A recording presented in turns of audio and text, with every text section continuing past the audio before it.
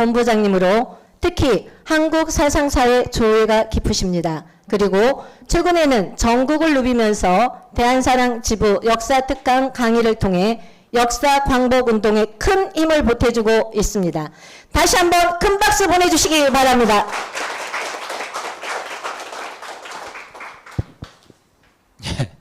너무 과찬의 말씀을 해주셨는데요. 반갑습니다. 코로나 이 말기를 맞고 있잖아요. 우리가 3년 지금 지나는 시점에서 3년 맞이하면서 좀 지치기도 하고 여러 가지 어려움들이 있을 텐데 그런 가운데 화창한 또 이 가을을 맞이하고 가을을 맞이하면서 나가보면 정말로 보기 좋은 풍경들이 이렇게 주변에 쫙 펼쳐져 있잖아요. 저도 이렇게 차를 가지고 쭉 오는 과정에 주변을 보다 보니까 야 진짜 가을이다. 예. 그런데 이런 가을날을 맞이해 가지고 코로나 말기에 이 귀한 시간을 내셔 가지고 또 이 자리에 와주신 이 자리를 꽉 채워 주셨는데 정말로 감사를 드리고 오늘 제가 준비한 것이 여러분들에게 정말로 하나도 빠짐없이 끝까지 다 전달이 됐으면 하는 그런 바람을 가져봅니다. 오늘 익산지부에서 요청한 주제보다 제가 주제를 정했어요. 제가 주제를 정했는데 최근에 우리 이 회장님께서 방금 말씀하셨지만 동북공정이라든지 또 주변의 역사 왜곡이라든지 주변 국가와의 이런 역사 분쟁 얘기, 역사 갈등 얘기 워낙 이게 심각한 상황으로 흘러가고 있다는 게 사실이거든요. 그래서 저도 다른 지부 다니면서 이런 얘기를 많이 했지만 오늘은 그 얘기보다도 좀 더 본질적인 얘기를 해봐야 되겠다 해서 제가 이런 주제를 정했지만 마지막 끝나는 시간에 여러분들이 정말로 헛된 시간이 아니었다 하는 그런 생각을 가질 수 있도록 최선을 좀 다해보도록 하고요. 재미있는 얘기 좋으시죠? 네. 또 즐거운 얘기도 좋으실 테고 근데 우리가 밥을 먹어도 늘 이렇게 부드러운 음식만 먹으면 치아의 건강에 별로 안 좋다는 거 아시죠? 네. 가끔은 딱딱한 걸 씹어줘야 치아가 건강해지는 거거든요. 그래서 오늘 제가 준비한 내용 중에 여러분들이 처음 듣는 또 어떻게 보면 한문이 좀 들어가 있고 이런 딱딱한 또 어려운 얘기들이 좀 있겠지만 우리 두뇌도 마찬가지거든요. 늘 재미있고 즐겁고 또 그냥 한번 듣고 싹 지나갈 수 있는 이런 얘기들만 듣고 살면 나중에 치매 걸릴 수 있어요. 그래서 조금 어려운 얘기가 나오더라도 야 오늘 내가 이 자리에 시간 내서 왔으니까 저런 얘기를 내가 한번 저런 얘기가 있다는 것도 내가 한번 귀 기울여 들어봐야겠다 이런 생각을 하시고 좀 어렵더라도 좀 집중을 해서 들어보시면 나중에 시간이 지난 뒤에 많은 도움이 될 거라고 생각을 합니다.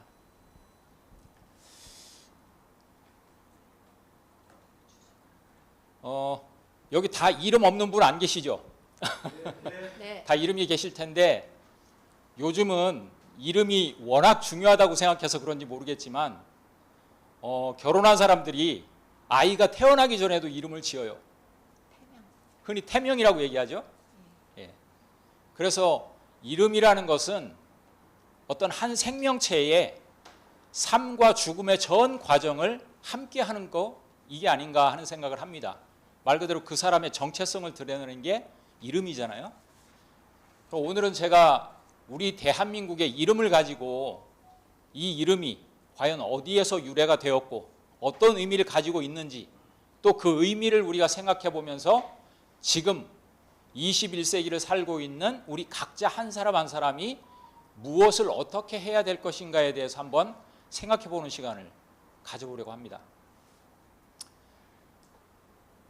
자, 보여드리는 그림과 같이 올해 축구 좋아하시는 분들 기다리는 한 해가 되죠.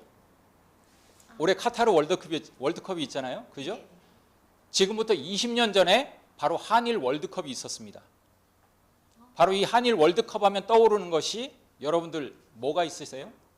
혹시 우리 회장님 20년 전에 한일 월드컵 생각하시면 떠오르시는 거 여러 가지가 있으실 텐데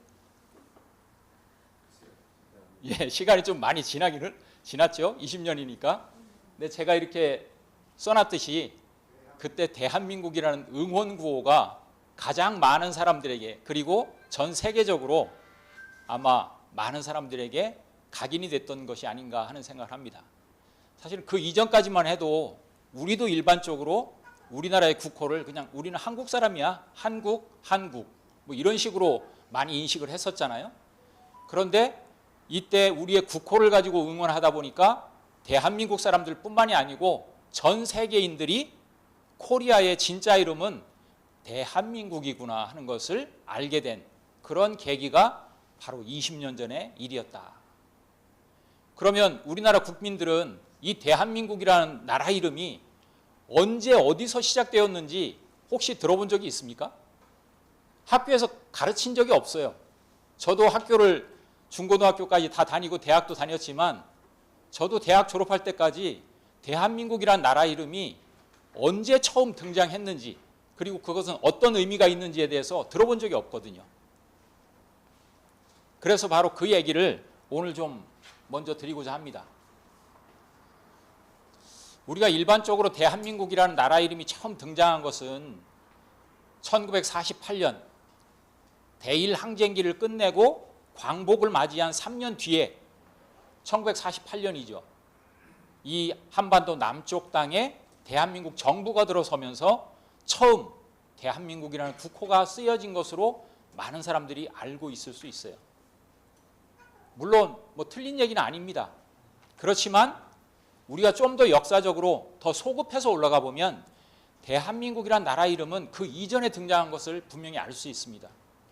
이걸 가지고 몇 년 전에 정치권에서 여다 야다 해가지고 대한민국의 기원이 1948년이냐 아니면 1919년이냐 이걸 가지고 싸우는 사람들이 있었거든요. 그런 걸 보면서 국민의 한 사람으로서 너무나 안타까운 마음이 많이 들었습니다. 근데 엄연히 대한민국이라는 국호가 처음 등장한 것은, 제가 보여드리는 것은 뭐냐면 1919년 4월 11일 대한민국 임시정부가 수립되던 그 헌법, 그 당시에 임시헌장에 쓰여 있는 내용입니다. 서문과 제1조를 제가 가져왔어요. 보시면 아시듯이 제1조에 대한민국은 민주공화제로 한다라는 규정이 딱 적혀 있으면서 대한민국이라는 국호를 처음 쓰게 된 것은 1919년이다 하는 것을 알 수 있죠. 1919년이면 여러분들이 아시겠지만 일반적으로 알고 있는 일제강점기 시절이죠.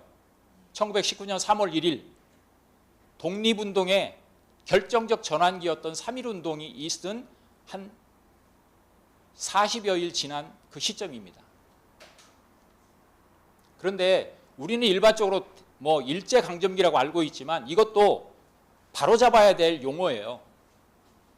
이것은 우리가 피동적으로 강점을 당했다는 입장에서의 용어입니다. 이런 것들도 하나가 지금 바로잡히질 않았어요.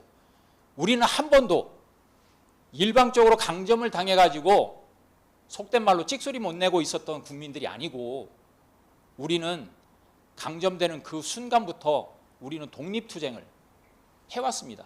그렇기 때문에 대일항쟁기라고 해야 돼요. 우리가 고려시대 때 몽고가 우리나라를 침입해 들어왔다는 얘기 들어보셨죠? 그때 우리는 삼결초가 대몽항쟁을 했다 이런 얘기를 하잖아요. 그 전 세계를 지배하던 몽고에게는 우리가 항쟁을 했다고 표현하면서 일제 36년, 35년의 이 시기에 우리는 아무것도 안 하고 있었습니까? 우리는 무장투쟁을 했어요. 그렇기 때문에 대일항쟁기가 맞습니다. 바로 그 대일항쟁기 1919년 4월 11일에 대한민국이라는 이름이 처음 역사 속에 등장하게 되었다. 공식적으로. 이걸 제가 자료를 통해서 확인을 시켜드리면서, 그러면 이 대한민국이라는 국호에서 정확하게 이름은 뭐냐? 여기서 민국이라는 것은 백성이 주인이 되는 나라라는 정치 체제를 뜻하니까 그것은 빼고 실제로 나라 이름은 대한이잖아요. 맞죠? 네, 맞습니다. 그럼 이 대한이라는 이름은 처음 언제부터 쓰였느냐? 이건 또 더 역사적으로 소급해 올라갑니다. 자, 제가 지금 보여드리는 것은 우리나라가 세계 유네스코에 등재되어 있는 기록유산이 있어요. 우리나라는 워낙 기록을 잘하는 민족이었어요. 그런데 안타깝게도 우리 역사를 찾을 수 있는, 고대사를 찾을 수 있는 사료는 별로 남아있질 않아요. 여러분들이 잘 아시는 삼국사기, 삼국유사 뭐 그 정도. 그런데 하여튼 조선시대의 조선왕조실록이 전 세계 어디에서도 찾아볼 수 없을 정도의 기록성을 인정받아가지고 세계 기록유산으로 등재되어 있습니다. 거기에 조선의 실질적인 마지막 임금이라고 할 수 있는 고종의 모든 내용이 기록이 되어 있죠. 고종이 제후이 34년일 때 10월 11일자의 기록입니다. 제가 가져온 것은. 여기에 보면 상이라는 것은 고종을 얘기합니다. 고종이 말씀을 하세요. 경등과 의논하여 결정하려는 것이 있는데 정사를 모두 새롭게 시작하는 지금에 모든 예가 다 새로워졌으니 원구단의 첫 제사를 지내는 지금부터 마땅히 국호를 정하여 써야 한다. 저 고종 34년은 지금 쓰는 서력기원으로 따지면 언제냐면 1897년입니다. 외우기 쉽게 1900년에 딱 3년 앞서는 시점이에요. 1897년. 오래 산 분은 1897년생도 있어요, 우리나라에. 그래서 3세기를 살지요. 1819세기를 사시고 20세기를 사시고 21세기를 사시는 분도 계시는데 그만큼 오래지 않은 시기입니다. 1897년. 이때 고종이 말 그대로 그 당시 조선 마렵에 우리나라가 얼마나 어려운 환경에 처해 있는지는 다 아시잖아요.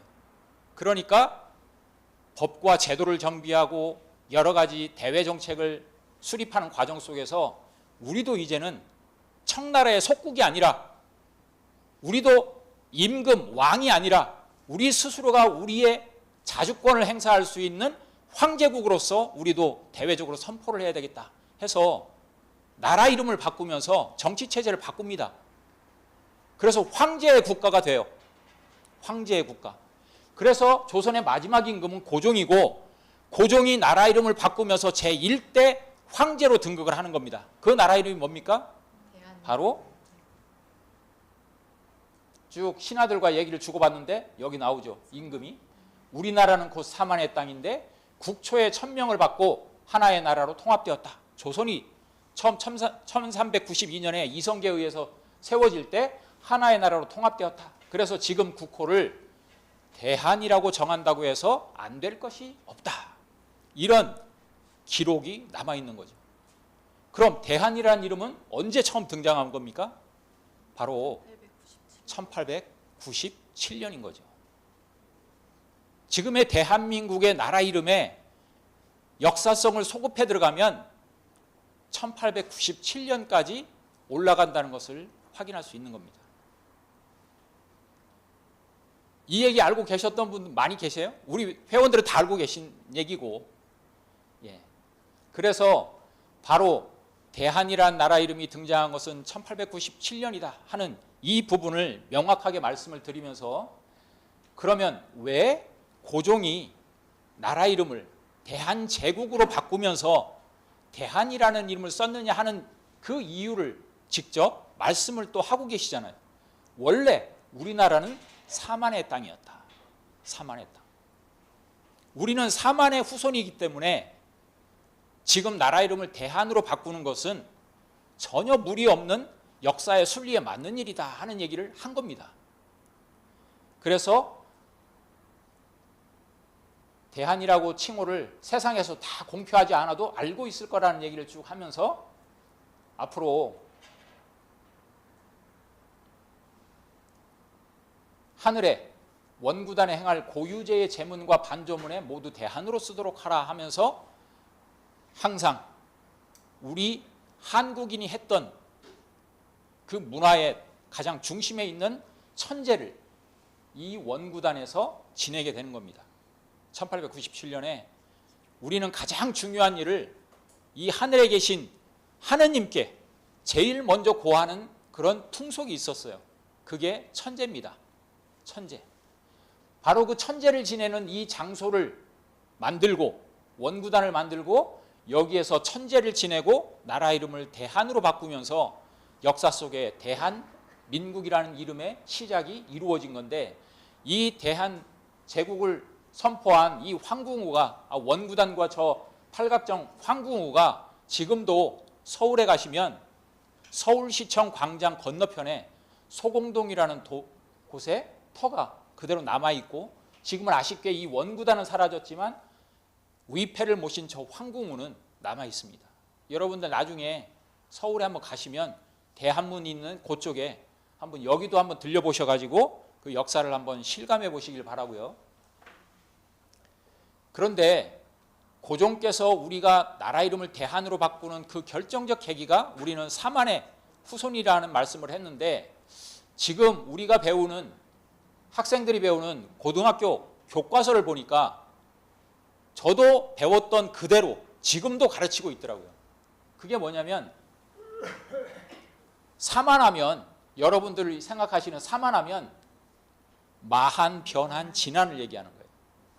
사만하면. 그런데 그 사만이 위치한 곳을 보면 지금 고등학교는 한국사 교과서가 9종류가 있어요. 거민정으로. 그걸 학교에서 선택해서 그걸 하나를 정해서 가르칩니다. 그런데 9종 모두 공통적으로 다 똑같은데 제가 2개만 일단 가져왔어요. 보시면 사만하면 이 한강 이남 쪽에 마한이, 이쪽 충청 남북도, 전라도 이쪽에 많이 있었다고 가르치고, 아마 이쪽 익산도 우리는 마한의 후예다 이렇게 생각을 하실 거예요. 그 다음에 이 경상남도 쪽에 변한, 경상북도 쪽에 진안이 있었다 이렇게 가르칩니다. 그런데 한번 여러분들이 상식적으로 한번 생각을 해보세요. 고종께서 나라를 다스리던 조선 마렵에 조선의 국경이 어디까지였을까? 여러분들이 잘 아시듯이 이 두만강 그리고 이 압록강, 여기가 조선 마렵의 국경이었다고 생각하실 수도 있겠지만 전혀 그렇지 않습니다. 조선 말 대한제국이 1910년 나라 문을 닫을 때까지 조선의 실질적인 영토는 이 압록강과 두만강을 넘어선 간도 지역까지 다 포함되어 있었어요. 그것은 청나라에서도 실질적인 관리를 안 하던 곳입니다. 대한제국의 영토권이 인정되던 곳이었어요. 영토라는 건 뭐겠습니까? 나라에서 세금을 거둘 수 있는 곳이에요. 세금을 거둘 수 있는 곳. 그러면 고종께서 나라를 다스리던 때가 이 지금의 한반도를 넘어선 지역까지도 실질적으로 영유를 하고 있었는데, 나라 이름을 대한으로 바꾸는 것이 사만의 땅이었기 때문에 나라를 대한으로 바꾼다고 했는데, 사만은 한반도에서도 이 한강의 이남 쪽에 있었던 이 사만이었다면, 아니 자기가 다스리는 나라보다 훨씬 적은 지역에 있었던 그런 사만을 굳이 이어가지고 나라 이름을 대한을 썼겠습니까? 한번 상식적으로 생각을 해보세요.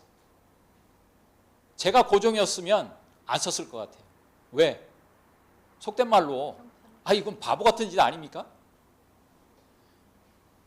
자기가 한반도 전체를 넘어선 지역을 다스리고 있는 황제인데 한반도 남부에만 있던 사만을 이어가지고 나라 이름을 대한으로 바꾼다는 이 어처구니 없는 현실, 바로 이것이 우리가 잘못 알고 있는 사만에 대한 진실이다.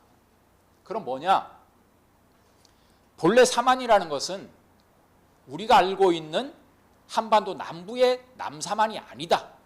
원래 그 사만 이전에 본래 사만이 있었다는 것을 대일항쟁기 때 말 그대로 굶주린 가운데, 지금이야 우리가 책 보고 싶으면 인터넷 키보드만 하나 딱 치면 어떤 자료든 접근할 수 있지만, 이 당시에 돈이 있습니까? 먹을 게 있겠습니까? 뭐 여유가 있겠어요?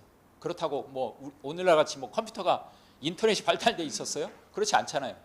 이분이 돌아가시면서 여러분들이 흔히 보는 삼국유사 책을 한번 보고 죽었으면 원한이 없겠다는 그런 소원을 얘기했을 정도로 자료 구하기가 쉽지 않은 상황에서도 북경을 다니고 만주를 다니면서 연구한 그 연구 결과를 보면 1925년에 전우사만고라는 논문을 발표를 하시는데 이게 1929년에 조선사 연구초라는 책으로 발간이 됩니다. 그런데 여기에 실린 걸 보면 전후사만고라는 논문 제목을 딱 보시면 아시듯이 사만 중에 전사만이 있었고 후사만이 있었구나 하는 것을 밝히신 거예요. 근데 우리가 일반적으로 지금 알고 있는 한반도 남부의 남사만이라는 것은 바로 전사만이 문을 닫은 이후에 형성된 후사만을 얘기하는 건데 우리는 바로 전사만은 얘기를 안 하고 후사만을 얘기하고 있다. 그래서 그 얘기를 좀 말씀을 드리면 기준이 진범막 3조선은 기준이 남으로 옮기기 이전 북방에 있던 전사만이었다라는 기록을 하고 있습니다. 우리는 여기서 3조선이라고 얘기하면요. 지금 학교에서는 어떻게 가르치냐면 3조선 하면 조선이 3개 있었다는 뜻이잖아요. 우리가 알고 있는 BC 2333년에 단군 왕급께서 설립한 단군조선, 그리고 그 단군의 뒤를 이어서 세워진 기자조선, 그리고 기자를 쫓아내고 연나라 위만, 도적 위만이 세운 위만조선을 흔히 3조선으로 알고 있어요. 즉 단군조선이 망하고 난 뒤에 기자조선이 세워졌고 중국 주나라의 성인이 이 조선에 와서 조선을 다시 이었다는 뜻이에요.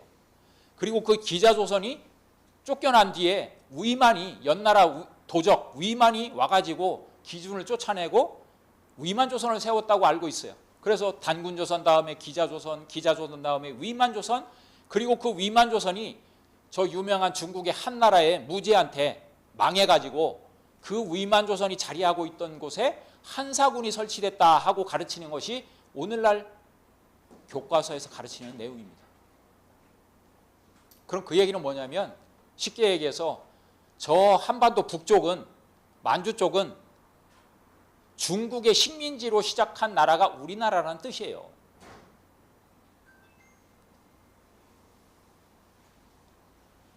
그런데 이 3조선이라는 것은 본래 그런 단군, 기자, 위만조선을 얘기하는 것이 아니라 신채호 선생이 연구를 해보니까 그것은 진조선, 번조선, 막조선을 얘기하더라. 그럼 저건 뭔 얘기냐? 진범막 3조선이라는 것은 진조선, 번조선, 막조선이라는 건 뭐냐면 그거는 세 개의 나라로 이루어져 있다는 뜻이에요. 조선이라는 나라가 세 개의 나라로 만들어져 있었다. 세 개의 나라로. 그럼 세 개의 나라라고 하면 각각 별개의 나라라고 생각할 수 있지만 그건 제가 뒤에서 좀 말씀을 드릴게요. 그래서 진범막 3조선, 진조선, 번조선, 막조선인데 이건 우리 순우리말로는 신불말이라고도 읽는데 이걸 한자로 옮기면 그게 진변마라고 해서 다른 이름으로 진한, 변한, 마한이라는 뜻이다. 그래서 여기서 한이라는 것은 이분은 어떻게 해석했냐면 왕이라는 뜻이다. 그러니까 하나의 조선에서 진한이 있고 변한이 있고 마한이 있었는데 그 하나의 나라가 세 개의 나라로 나뉘어져 가지고 서로 협력하면서 나라를 영위해 나갔다는 뜻입니다. 그러면서 거기에 왕들을 한이라고 불렀다. 이렇게 얘기를 하고 있어요. 그러니까 단군조선이 우리가 알고 있는, 익히 알고 있는 고조선이라는 나라는 바로 진조선, 번조선, 막조선이라는 세 개의 나라로 나누어서 다스렸다는 것을 알 수 있는데 이것은 뒤에서 제가 좀 설명을 드릴게요. 그리고 행촌 이암이라는 고려시대 말에 지금으로 치면 국무총리를 역임하셨던 이 행촌 이암이라는 분은 단군색이라는 책에서 이렇게 얘기를 합니다. 선시의 구획 천하지지하사. 저기서 천하라는 것은 그 당시에 우리나라를 천하라고 본 거죠. 그래서 천하의 나라를 나누었는데 분통 사만, 나누어서 사만으로 통치를 했다. 그런데 그 사만에는 5가 64족이 있었다 하면서 이게 어디에 나오는 기록이냐면 단군색이 국조 단군 왕검조에 나오는 기록입니다. 그러니까 여러분들은 지금 단군세기를 모르면 일반적으로 학교에서는 고조선 하면 단군 왕검에 대해서만 얘기를 하고 그 나머지 어떤 분들이 있었는지를 얘기를 안 해요. 그렇지만 이 단군세기를 보면, 환단곡의 단군세기를 보면 단군 왕검이, 단군이 47분이 계셨다는 기록이 있습니다. 그 중에 초대 단군 왕검이 우리가 알고 있는 단군 왕검이죠. 바로 그때 행촌 이함의 기록을 보면 초대 단군왕검 때 나라를 천하를 고조선을 분통 사만했다는 거예요. 사만으로 나누어 다스렸다는 기록이 있잖아요. 좀 더 하나 더 살펴보면 우리가 일반적으로 하는 삼국사기, 삼국유사 말고 조선시대 초기에 편찬된 전 고려를 이어서 조선이 세워졌으니까 조선시대 초기에 전 그 역사였던 고려 역사를 편찬을 합니다. 그래서 만들어진 게 고려사라는 역사서인데 그 고려사에 보면 중요한 인물들을 다룬 부분을 열전이라고 하는데요. 그중에 김의제라는 분에 대해서 다룬 김의제전이라는 부분이 있습니다. 이 김의제라는 사람이 그 당시에 개성이 고려의 수도였잖아요. 지금의 북한 개성이. 근데 그 당시에 나라에 수도가 3개가 있었어요. 평양이라고 불리는 서경이 있었고 남경이라고 부르는 수도가 또 하나가 있었습니다. 그게 지금의 오늘날의 서울이에요. 서울. 그러면서 수도를 이전해야 된다는 그런 그 풍수지리학적인 근거를 바탕으로 해서 수도를 옮겨야 된다는 그런 설을 풀면서 한 얘기가 있는데 그게 지금 여기 중간에 있는 요 내용이거든요. 그러면서 그 삼경이 저울 때와 같이 서로 균형을 이룰 때 나라가 아주 태평성대를 이루게 된다는 그런 내용을 쭉 하고 있는데 요 내용이 뭐냐면 신채호 선생, 앞에서 얘기했던 신채호 선생이 신지비사라고 해서 우리나라 최초의 역사서로 인정한 신지비사에 나오는 내용들하고 똑같은 내용이 여기에 있습니다. 그러면서 저울추와 저울 그릇과 같다. 저울 때는 부소량, 이 수도를 3군데를 얘기하죠. 여기서 부소량, 오덕지, 백아강. 그렇게 하면 주변에 70나라가 조공을 하게 된다. 우리나라에게. 우리나라가 태평성대를 하기 때문에 쭉 하면서 그런 얘기를 하는데 여기서도 바로 수도를 3개를 얘기하면서 바로 이 단군조선이 사만으로 나누어져 가지고 다스렸다는 얘기를 하고 있는 거죠. 그래서 그림을 하나 보여드리면 바로 이 한반도를 마한이라고 하고 지금의 저 만주 쪽을 진안이라고 하고 그리고 오늘날의 북경까지 포함되어 있는 하북성, 산동성 일부 지역까지 해가지고 이쪽을 번한이라고 해가지고 단군조선이 원래 통치하던 지역이 지금의 한반도, 만주 그리고 하북성 일대까지도 포함했던 그런 영역을 가지고 나라를 다스렸던 것이 우리가 익히 알고 있는 고조선이라는 나라였습니다. 그 고조선이 저렇게 사만으로 나누어 가지고 서로 균형을 이루어 가지고 나라를 통치를 했다. 근데 이것이 다른 말로는 뭐냐면 사만관경제라는 제도를 통해서 나라를 영위했다는 뜻입니다. 사만관경제. 그런데 지금 우리는 고조선 하면 어떻게 가르치냐면 제가 교과서를 갖고 왔거든요. 지금 요거는 중학교 교과서고 요거는 고등학교 교과서예요. 중학교 교과서, 고등학교 교과서가 공통되게 고조선의 강역을 어디까지만 표시하냐면 지금의 한반도 북부 쪽하고 지금의 이 요하라는 강의 동쪽, 요동 지역까지만 고조선의 강역이었다 하고 이렇게 가르칩니다. 마찬가지예요. 고등학교 교과서도. 그런데 재밌는 것은 여러분 여기에 지금 여러 가지 유물들이 지금 나와 있어요. 요게 이제 뭐냐면 비파형 동검이라고 해서 청동으로 검을 만든 겁니다. 요 모양이 중국의 비파라는 악기하고 비슷하다고 해가지고 이름이 비파형 동검이라고 붙여져 있는데 하여튼 지금 이 비파형 동검은 중국 역사에는 등장하지 않습니다. 저런 모양의 동검이. 저건 우리 민족의 유물이에요. 그리고 여기 지금 위에 보이는 이 고인돌. 이 고인돌도 고조선의 대표적인 유물입니다. 그런데 분포도를 보면 이 한반도 남부에도 이 비파형 동검들이 많이 출토가 되고 있잖아요. 근데 이 재밌는 것은 이 고등학교 교과서에는 고인돌을 하나도 표시를 안 해놨어요. 여러분 고창이 고인돌의 고장 아닙니까? 맞습니다. 근데 여기 전라도 지역에 고인돌을 하나도 표시를 안 해놨어요.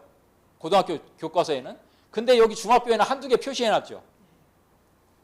그러면서 여기 보면 이 요하 서쪽에서도 비파형 동검이 이렇게 쏟아져 나옵니다. 쏟아져 나오잖아요. 그런데 전혀 고조선의 강역으로 표시를 안 하고 있다는 뜻이죠. 그럼 뭐냐면 고조선은 이 한반도 북부하고 이 요동 지역만 고조선이 있었다, 이렇게 얘기를 하는 건데, 제가 이따 뒷부분에서 이 동아시아의 지형도를 하나 보여드릴게요. 지형도를 보시면 왜 지금 한반도 북부하고 이 요동 지역에서 고조선의 중심지가 저기가 되면 안 된다는 것을 여러분 눈으로 직접 확인할 수가 있습니다. 이따 보여드릴게요. 하여튼 지금 교과서에서는 이렇게 가르치면서 한반도 남부 사람들은 고조선의 후예가 아니라고 가르쳐요. 그럼 왜 저런 지도가 그려졌을까? 저것은 1920년대에 우리나라를 강제 점령했던 일제가 가장 먼저 조선총독부에서 만든 것 중에 하나가 우리나라 역사를 자기들 입맛에 맞게 편찬하는 조선사 편수회라는 기관을 만들어요. 거기에서 앞장서서 일했던 이만희씨 류라는 사람에 의해서 단군고라는 논문이 나오는데, 그 단군고라는 논문을 보면 한반도는, 지금의 한반도만 놓고 보면 한반도 북쪽과 남쪽은 다른 역사라고 논문을 기재를 하고 있습니다. 그 내용이 지금까지도 이렇게 그대로, 광복 이후에 올해가 77주년인데 이런 지도를 그대로 가르치고 있다 하는 것을 볼 수 있고요. 그래서 오늘의 주제에 좀 초점을 맞춰가지고 다시 얘기를 좀 돌아가 보면, 결국 사만의 후손이기 때문에 대한이라는 이름을 지었다고 고종께서 말씀하셨는데, 그러면 이 대한이라는 이름이 또 한 글자로 압축을 하면 나라 이름이 뭐겠습니까? 한이죠. 대라는 것은 크다는 뜻이니까 수식하는 거잖아요.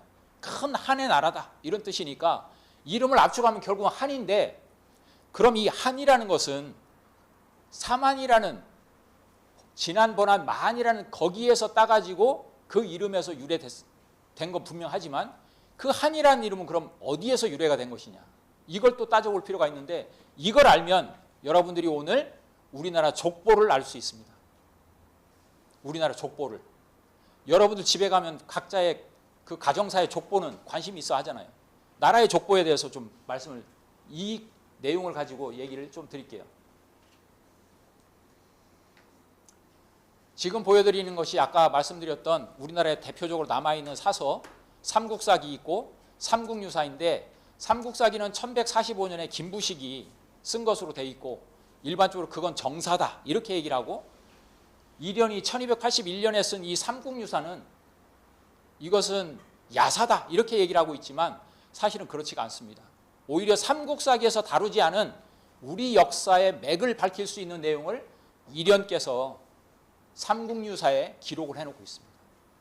그래서 예전에 그 최광식이라는 국립중앙박물관장을 했던 분은 이 삼국유사야말로 오히려 더 사서적인 가치가 크다 이렇게 주장하는 분인데, 그 이유 중에 하나가 뭐냐면 바로 삼국사기에는 없지만 삼국유사에는 이 고조선에 관한 역사를 기록을 해놓고 있어요. 제가 일부러 원문을 가져온 거거든요. 이게 지금 국보로 지정되어 있는 1512년에 나온, 임신년에 나온 임신년 판본입니다. 쓴 거는 1281년 고려시대지만 지금 남아있는 것 중에 가장 오래된 것 중에 하나가 바로 1512년에 이 조선 중종 때 나온 임신본이에요. 근데 이 삼국유사를 보시면, 자, 글을 그대로 좀 보기 좋게 옮겼어요. 처음에 위서라는 책과 곡이라는 책을 인용해서 고조선이 어떻게 성립이 되었는지, 건국이 되었는지를 얘기하고 있는데, 자, 제가 그냥 이 해석본을 말씀을 드릴게요.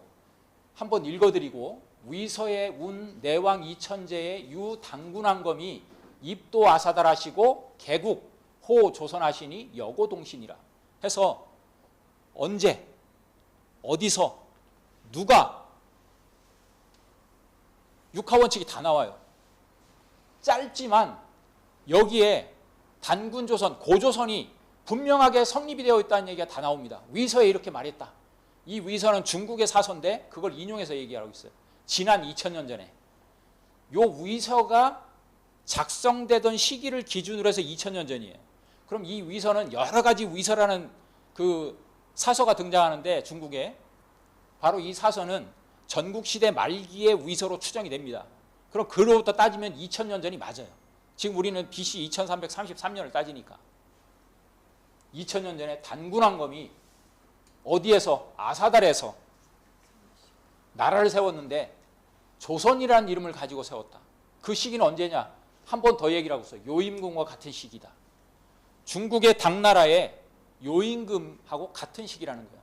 그러면 시기적으로 BC 2333년을 얘기를 하는 겁니다.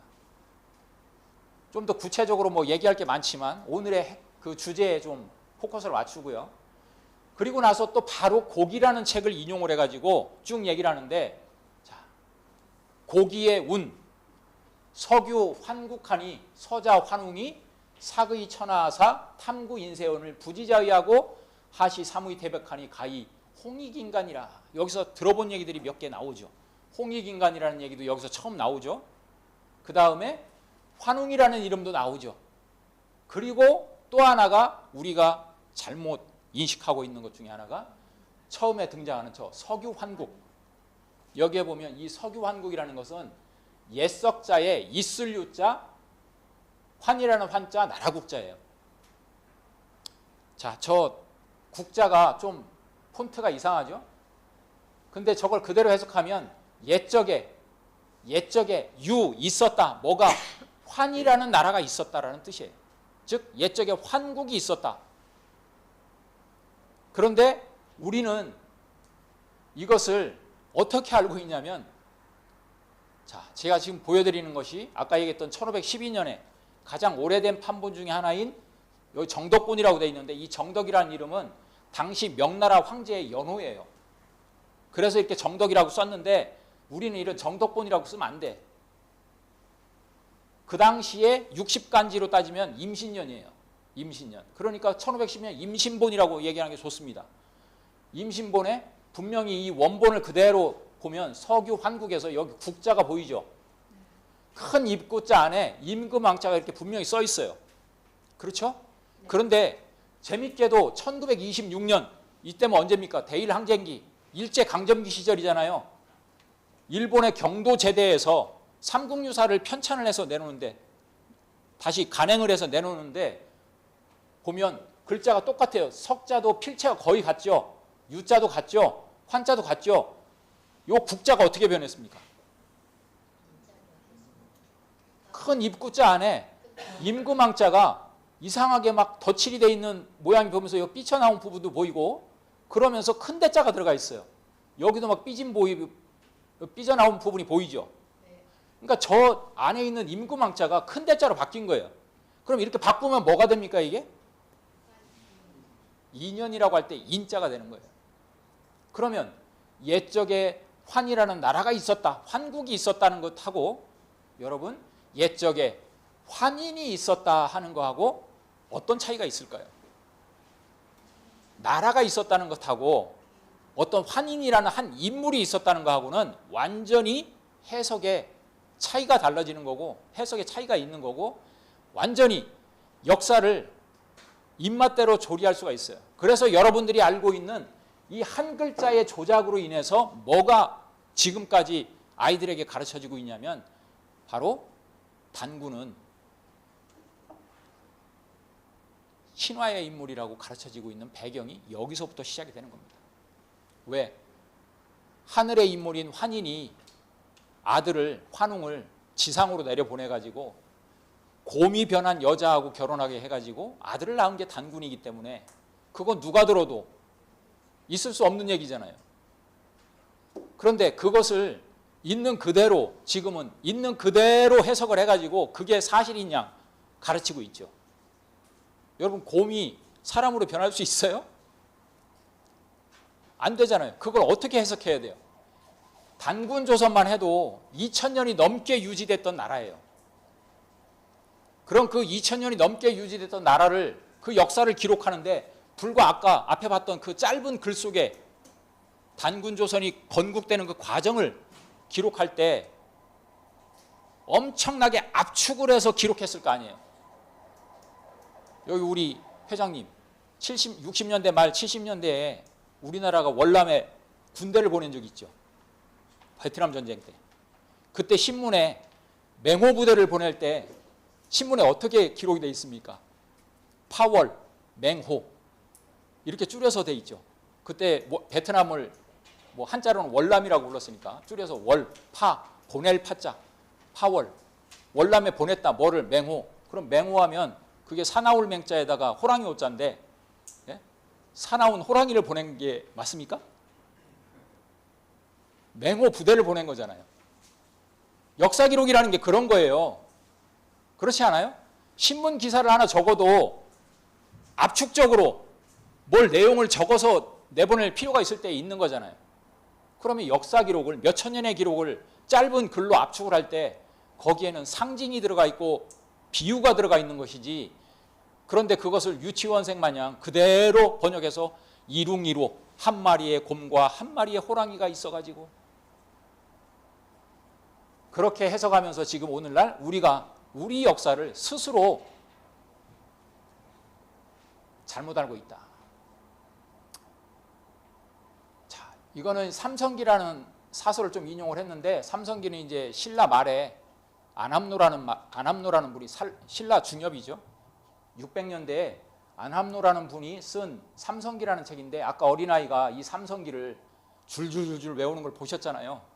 그 내용인데, 여기에 보시면 환웅이 한인으로부터 천부인 3개를 전수받아가 쭉 내려와가지고 신실을 건설하고 나라 이름을 배달이라고 했다 하는 부분이 이렇게 기록되어 있는데, 저 얘기를 좀 잠깐 하려고 제가 인용을 한 거고, 저 배달이라는 이름을 많이 들어보셨죠? 어리셨을 때. 예.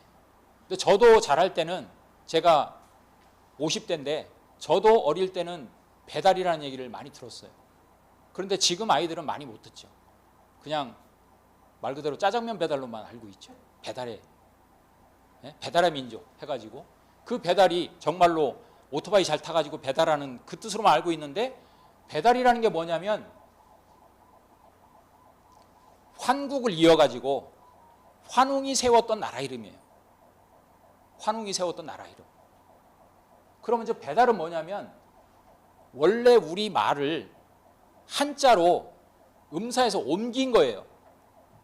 그러면 저 배달은 무슨 뜻이냐면 밝은 땅이라는 뜻이에요. 밝은 땅. 달이라는 것은 어르신들은 좀 아실 거예요. 햇빛이 좀 잘 드는 곳은 양지를 양달이라고 얘기하고, 햇빛이 잘 안 드는 곳은 응달이라고 얘기하잖아요. 그때 달이라는 것은 땅을 뜻하는 거거든요. 양지 바른 땅 또는 햇빛이 비치지 않는 땅, 이것을 양달 응달 하듯이 저기에서 달이라는 것은 땅을 얘기하는데, 저 배는 뭐냐면 박다는 형용사예요. 밝은 땅을 얘기하는 거예요. 지금 밝은 나라의 땅, 밝은 땅 나라를 세웠는데 그걸 다른 순 우리말로는 박달이라고 얘기할 수 있는 거예요. 박달.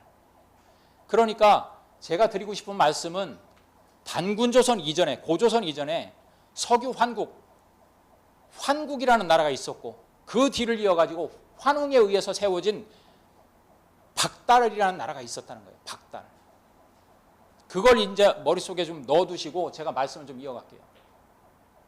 그런데 지금 현재 국립중앙박물관에 고대사 전시실에 가면 우리나라 연표, 족보를 쭉 기재해놨는데, 자 보시면 아시듯이 고조선이 BC 2333년에 세워져서 BC 108년에 망한 것으로 기록하고 있어요.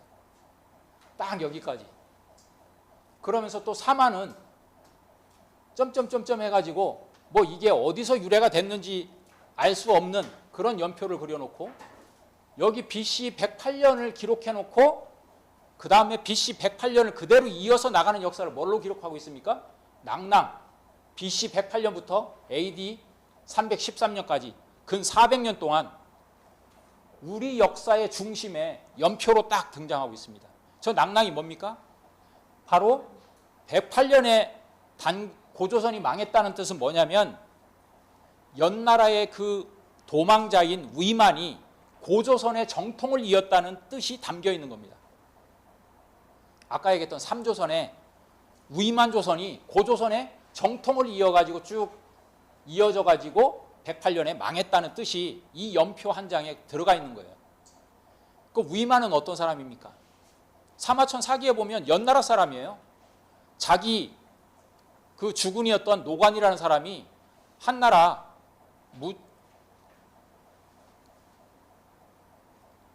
그 창업자로부터 탄압을 받으니까 목숨의 위협을 느껴가지고 도망가거든요. 흉노로 도망가니까 그 밑에 있던 부하인 위만도 나도 살 길 찾아야지 해가지고 조선 국경으로 숨어 들어온 사람이에요. 근데 그 사람이 어떻게 고조선에, 우리 단군 조선에 정통을 이었다고 얘기할 수 있습니까? 그리고 아까 사만관경을 이해를 하면 위만이 차지를 했던 것은 고조선의 전 영역이 아니라는 것을 알 수 있어요. 사만에서 번안 지역의 일부를 차지했던 것이 위만 조선인데, 그게 마치 우리의 정통 역사를 이어졌고, 그게 망하면서 한나라 무자가 세운 한사군이 우리 역사에 버젓이 저렇게 딱 등장하고 있잖아요. 이게 여러분들이 낸 세금으로 운영되고 있는 우리나라의 가장 큰 국립중앙박물관에서 아이들에게 가르치는 우리 역사연표예요. 그럼 이렇게 지금 잘못된 역사를 가르치고 있는데, 대일항쟁기 때 우리 독립운동가들은 그럼 어떻게 인식하고 있었느냐? 그걸 보면 1942년이면 광복 3년 전이잖아요. 광복 3년 전에 3.1절 기념식을 합니다. 대한민국 임시정부에서. 그때 딱 보면 기념 선언문에서 환국 창립이라는 구절이 딱 들어가 있어요. 여기 보면. 이거를 여러분들이 보기 좋게 제가 이렇게 옮겼는데, 쭉 보면 위에 유아민족, 오직 우리 민족이 조자 환국 창립 이래 환국을 처음, 비로소, 저 조자라는 것은 비로소 열었다는 뜻이에요. 비로소 처음 열었다는 뜻입니다. 우리 역사의 시작이 환국으로부터 시작됐다는 뜻이에요. 조자 환국 창립 이래, 그래서 우리 민족은 처음 환국이 창립된 이래 단조, 부여, 사만 해가지고 쭉 이어져 와가지고 우리 역사가 이어져 왔다. 한 번도 우리 역사는 문을 닫은 적이 없다는 이런 자긍심을 가지고 얘기를 하고 있습니다. 그러면서 우리 그 독립운동가들도 환국에 대해서 이렇게 인식을 하고 있었다는 것을 알 수 있는데, 우리는 지금 환국에 대한 얘기를 전혀 모르고 있죠. 그래서 한 가지 좀 정리하고 넘어가면, 바로 우리 역사의 그 족보는 여러분들이 알고 있는 아까 국립중앙박물관에서 봤던 고조선으로부터 시작하는 게 아닙니다. 삼국유사라는 엄연히 지금 남아있는 사서에, 역사서에 석유 환국, 옛적에 환국이 있었다고 기록하고 있고, 또 독립운동가들도 환국 창립에 대해서 우리 역사의 시발점으로 인식을 하고 있었잖아요. 그런데 왜 광복 이후에 우리 역사는 오히려 뒤로 퇴보를 했을까요? 그래서 환국 이후에 환웅이 세운 박달, 배달의 나라와 그리고 그 뒤를 이어서 나온 단군조선의 조선, 고조선, 원래 조선이죠. 나라 이름에 옛고자를 붙이는 사람 누가 있겠습니까? 삼국유사에서 위만조선하고 구분짓기 위해서 옛고자를 붙였다고 하면서 고조선으로 돼 있어요. 처음. 원래 그럼 가로치고 왕험조선이라고 돼 있습니다. 사서에는. 근데 하여튼 조선이죠. 그러니까 바로 우리는 이걸 잃어버리고 있는 거예요. 이걸.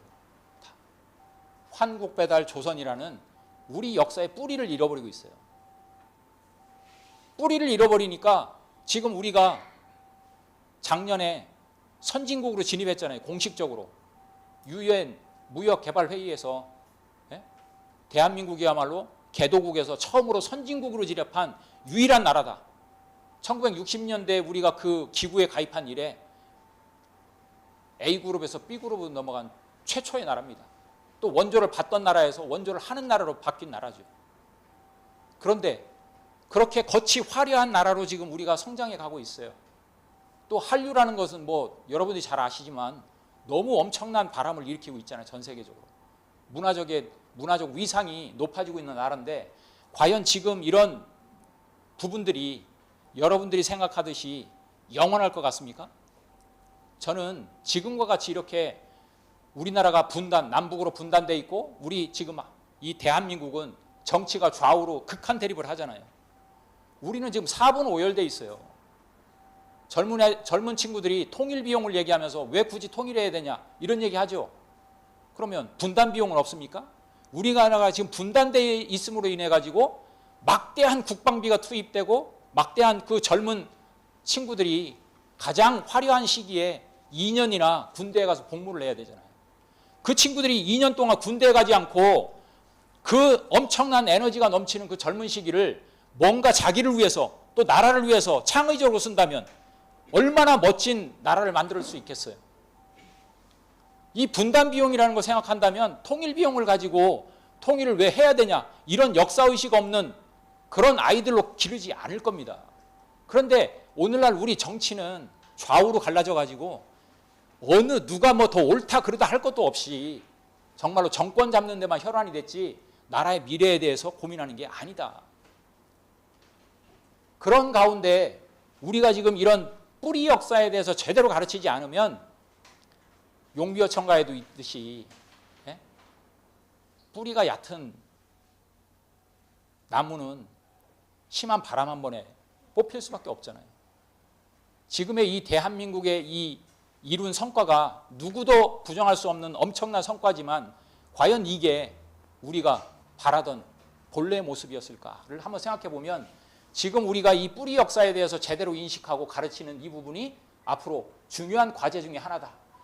이걸 안 가르치니까 우리는 사분오열된 나라로 시작했다고 가르치는 거예요. 교과서를 보십시오.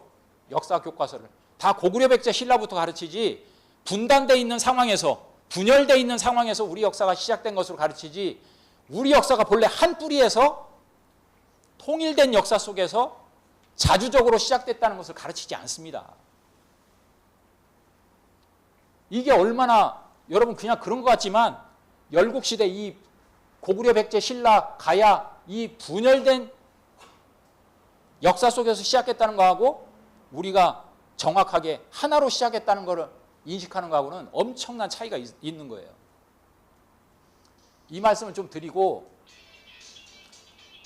이제 마지막으로 이 의미에 대해서 좀 정리를 하면서 매듭을 짓고자 합니다. 혹시 강화도 마리산 참성단에 가보신 분 있으세요? 안 가보신 분? 안 가보신 분도 계시네요. 강화도 마리산에 가면 제일 꼭대기에 이 참성단이라는 이 제천단이 있습니다. 이게 뭐냐면 예전에는 전국체전 많이 했잖아요. 코로나 때문에 요즘은 전국체전이 좀 유야무야 되는 것 같은데 올림픽을 하면 그리스에 있는 신전에서 성화를 채화해서 오죠. 우리나라 전국체전은 바로 이 참성단에서 성화를 채화를 했어요.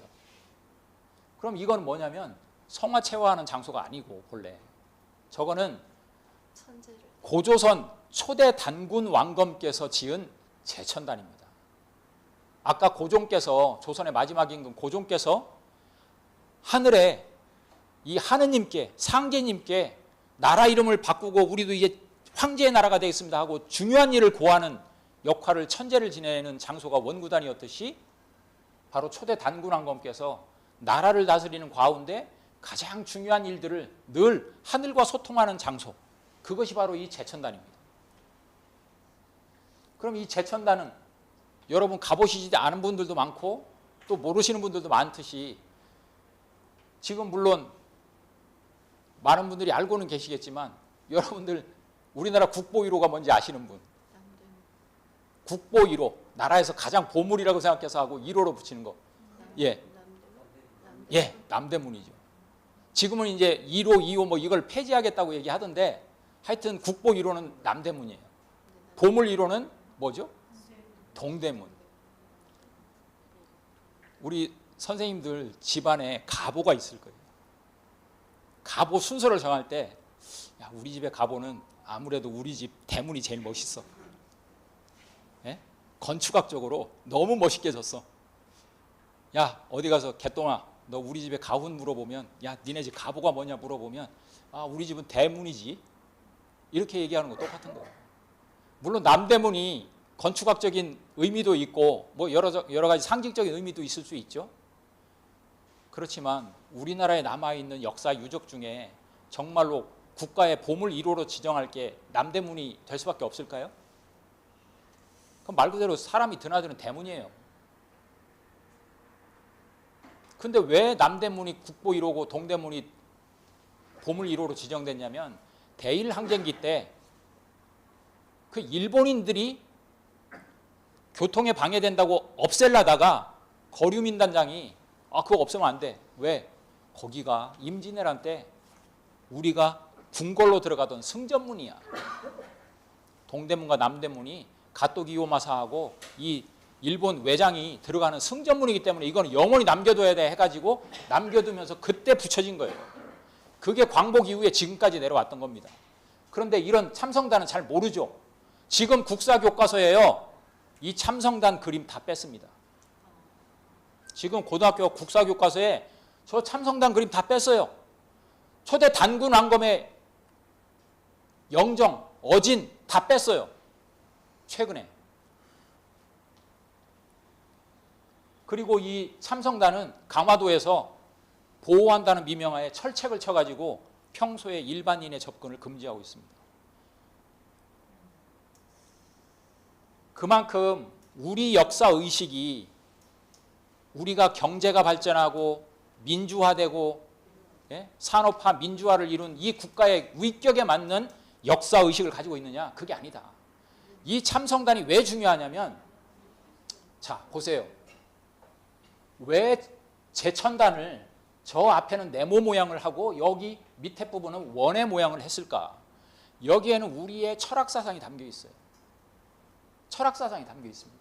그리고 위치적으로 볼 때 네모는 위쪽에 원은 아래쪽으로 배치를 했어요.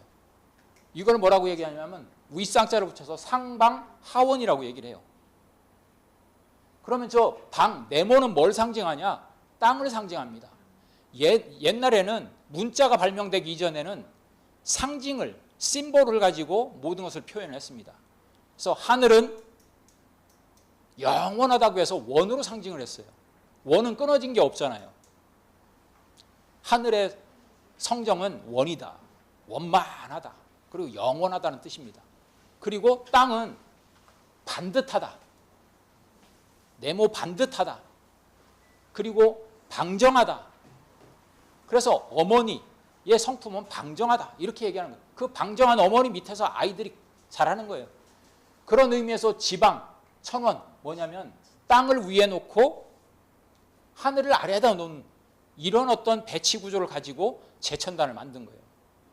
여기에는 하늘과 땅의 의미가 다 담겨 있는 거죠. 그러면서 또 한 가지가 위쪽에 땅을 놓고 아래쪽에 하늘을 놓음으로 인해서 주역의 64궤로 보면 11번째 지천택궤의 모습을 띠고 있어요. 이미 4,300년 전에, 지금으로부터 4,300년 전에 지천태의 그런 어떤 상징을 그대로 제천단으로 만든 것이 초대 단군 왕검이다. 고조선이라는 나라가 이런 철학을 가지고 있었던 나라예요. 그럼 지천태는 뭡니까? 우리가 일반적으로 지금 우리가 사는 세상은 천지비교의 세상이죠. 하늘이 위에 있고 땅이 밑에 있다 보니까 저런 기운을 받아서 살고 있어요. 하늘은 높고 땅은 낮다. 그 낮다라는 것이 부족하고 모자라다는 뜻이 아니잖아요. 위치상으로 밑에일 뿐인데 우리는 저것을 아주 부족한 걸로 생각하죠. 그럼 하늘은 남자고 땅은 여자라고 하면서 그러면서 외쳤던 게 뭡니까? 육아의 그 고리타분한 정신, 삼종지도. 여자는 출가하기 전에 아버지를 쫓고 결혼해서 남편을 쫓고 남편이 돌아가시고 난 뒤에는 아들을 쫓아서 살아야 된다. 그런 삼종지도의 삶을 강조했던 것이 천지비의 정신이에요. 소통이 안 되잖아요. 왜? 하늘은 양이고 땅은 음인데 양은 위로 올라가려고 하고 땅은 밑으로 내려가려고 하잖아. 조화가 안 이루어지잖아요. 그런데 지천태, 이 모습을 상징하는 궤를 바탕으로 해서 제천단을 지었다는 건 뭔 뜻이겠습니까? 땅의 정신이 밑으로 내려오고 하늘의 정신이 위로 올라가면서 서로 만나가지고 조화가 이루어지잖아요. 그래서 여기서 태라고 한 거예요. 태. 클 태자. 아주 큰 세상. 저걸 영어로는 피스라고 번역합니다. 평화의 세상.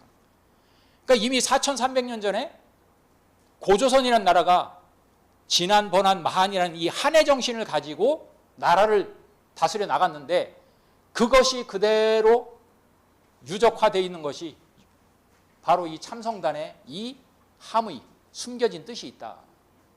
저렇게 지천태의 세상을 꿈꾸는 이런 제천단을 만들고 나라를 열었던 것이 고조선이었습니다. 바로 그래서 환국의 환과 박달을 한자 한 글자로 옮기면 그게 단이에요. 단. 그게 환단입니다. 그러니까 환국의 환과 박달국의 단, 이 환단의 사상을 그대로 이어가지고 인간 역사 속에 실현하고자 했던 것이 바로 고조선 삼한의 나라였다. 그것을 태백일사 신시봉기에서 보면 조선시대 중종 때 이맥이라는 분이 이렇게 정의를 해놨어요. 태백일사 신시봉기에 보면 자천광명은 위지환야요 자지광명은 위지단야다. 저 뭡니까? 하늘로부터 내려오는 밝은 빛은 환이라고 일컫고 땅으로부터 내려오는 밝은 빛은 단이라고 일컫는다. 그건 뭡니까? 아까 얘기했던 우리 대한이라는 나라 이름의 이 한은 어디서 유래된 거예요? 하늘의 광명인 환과 땅의 광명인 단으로부터 나온 것이 바로 한입니다. 한. 그러니까 우리가 대한민국이라는 나라 이름을 쓰는 의미를 알아야 내가 대한민국 사람으로서 어떻게 살아야 될지를 생각할 수 있잖아요. 바로 이렇게 천지 사상이 들어가 있고 그 천지가 그 정신을 그대로 드러낸 것이 바로 환단이다. 환단. 우리는 초등학교 딱 들어가면 국어 시간에 딱 처음 등장하는 것이, 요즘은 내가 확인 안 해봐서 모르겠어요. 뭘로 시작하는지. 제가 학교 다닐 때만 해도 영희야 놀자, 철수야 놀자, 그런 거 배웠거든요. 그게 국어 시간의 첫 문장이에요. 1학년 때 배우는. 노는 거 좋죠. 놀아야죠. 애들은 놀아야죠. 창의적으로. 근데 배우는 것이 영희, 철이, 그거부터 배우거든요. 하늘 땅에 대해서는 안 배워요. 근데 인간이라는 것이 아시듯이 하늘하고 땅을 빼면 사람이 살 수 있나요? 없잖아요. 지금 뭐 기후 위기를 맞이해 가지고 어제 뉴스를 보니까 우리나라에서 가장 많은 데모를 했어요. 기후 문제를 가지고. 3만 5천 명이 광화문 광장에서 다 누워가지고, 그것도 젊은 친구들이. 왜 기성세대가 만들어 놓은 이 기후 위기를 우리 세대에 겪게 만듭니까? 빨리 이걸 시정 조치하세요. 3만 5천 명이 들어 누웠어요. 그건 뭡니까? 기후 문제라는 게. 하늘 땅의 문제예요. 하늘 땅의 문제를 우리가 정복의 대상으로 보고 있는 지금의 이 자본주의 문화, 과학 만능주의의 세상 속에서 만들어진 문제다. 그런데 이 하늘과 땅을 우리는 이게 뭔지에 대해서 제대로 가르치지 않는다. 그런데 우리 이 한국인들은 이 동방문화 속에서는 하늘 땅을 부모로 인식하는 사상을 가지고 있었다. 부모. 하늘은 아버지요, 땅은 어머니라고 생각했던 거예요. 이 천지 부모 사상으로부터 나온 게 우리의 환단 한의 사상입니다.